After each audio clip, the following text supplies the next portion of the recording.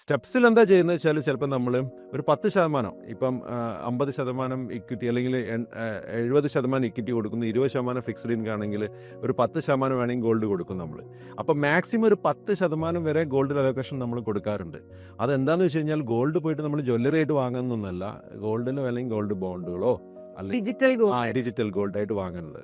അതെന്താണെന്ന് വെച്ച് കഴിഞ്ഞാൽ അപ്പോൾ നമ്മൾ എന്തായാലും ഓവറോൾ അസറ്റിൻ്റെ പെർഫോമൻസ് നോക്കുമ്പോൾ ഇപ്പോൾ കഴിഞ്ഞ വർഷം ഇക്വിറ്റി പെർഫോമൻസ് മോശമായിരുന്നു. അപ്പോൾ ഗോൾഡിൽ അലോക്കേഷനുള്ള ആളുകൾക്ക് അത് അത്യാവശ്യം കോമ്പൻസേറ്റ് ചെയ്തു. ഗോൾഡിൽ അലോക്കേഷൻ ഇല്ല എങ്കിൽ അയാൾക്ക് ഒരു നേട്ടം ഉണ്ടായിട്ടുണ്ടാവില്ല.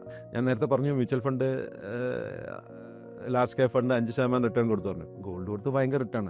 അപ്പോൾ അവർ കുറച്ചെങ്കിലും അവിടെയാണ് അസറ്റ് അലോക്കേഷൻ ഇമ്പോർട്ടൻസ് വരുന്നത്.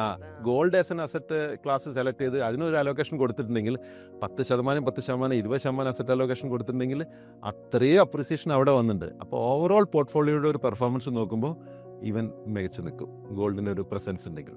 അപ്പം ഒരു അസറ്റ് ക്ലാസ്സാണ് ഗോൾഡ്.